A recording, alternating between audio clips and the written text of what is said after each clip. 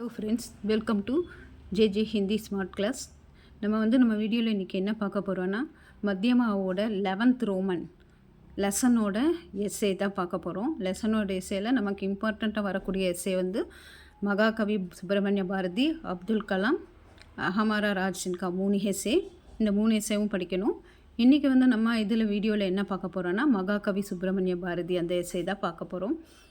இப்போ 11th ரோமனில் நம்ம வந்து ஃபஸ்ட் எஸ்ஸே மகாகவி சுப்பிரமணிய பாரதி. कवि सुब्रमण्य भारती का जन्मम एट्टायपुरम नामक गांव में डिसेंबर 11, 1882 को हुआ. அவர் பிறந்தது வந்து எட்டயபுரம்ங்கிற ஒரு சின்ன கிராமத்தில் பிறந்தார்.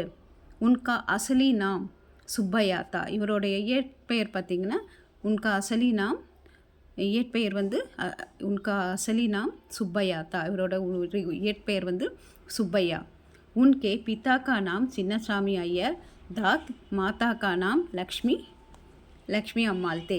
பாரதி கா பச்பன் சே கவிதையங்க லிக்கேயதா. சின்ன வயசுலேருந்தே அவர் கவிதையெல்லாம் எழுதிட்டு இருந்தார்.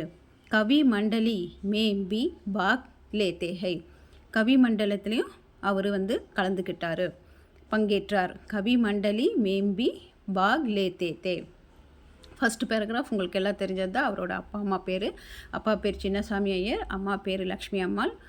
அவர் வந்து சின்ன வயசுலேருந்தே கவிதையெல்லாம் எழுதிட்டு இருந்தார், கவி மண்டலியிலையும் பங்கேற்றார் அப்படிங்கிறது ஃபஸ்ட்டு பேராகிராஃப்.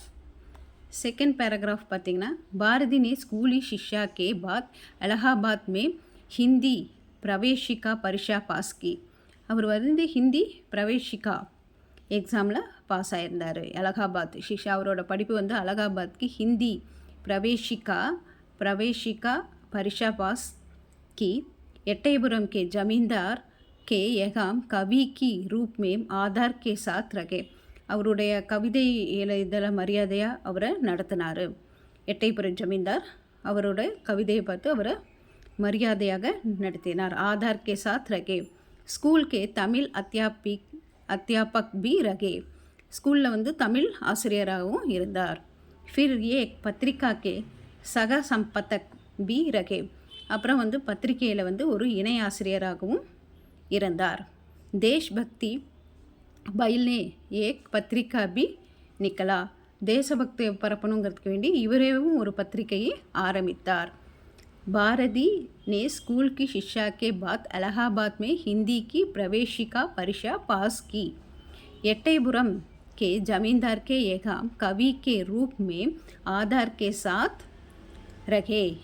स्कूल के तमिल के अध्यापक भी रहे.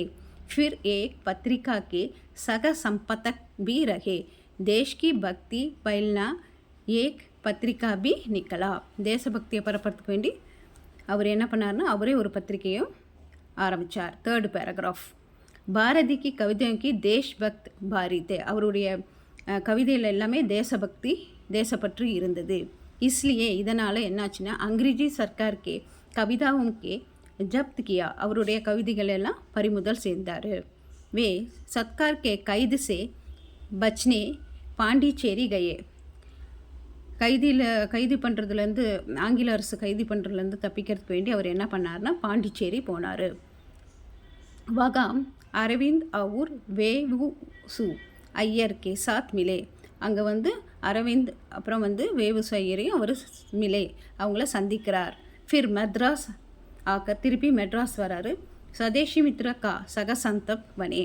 ஸ்வதேஷி மித்ரங்கிற பத்திரிகைக்கு இணை ஆசிரியராக இருந்தார். அகீர் அஸ்வத் ஹோக்கர் அவரோட உடல்நிறை குழல் அகீர் ஸ்வஸ்த் ஹோக்கர் அவருடைய உடல்நல குறைவால் அவர் வந்து 11 டிசம்பர் 1924 உன்கே தேஹாந்த் துவா. அவர் இறந்து விட்டார். थर्ड पैराग्राफ मறுபடியும் படிக்கிறேன், பார்த்துக்கோங்க. भारती के कवितम देशभक्ति के बारे थे, इसलिए अंग्रेजी सरकार ने कविताओं के जब्त किया. वे सरकार के கைद से बचने அதிலிருந்து தப்பிக்கிறதுக்கு வேண்டி பாண்டிச்சேரி गए.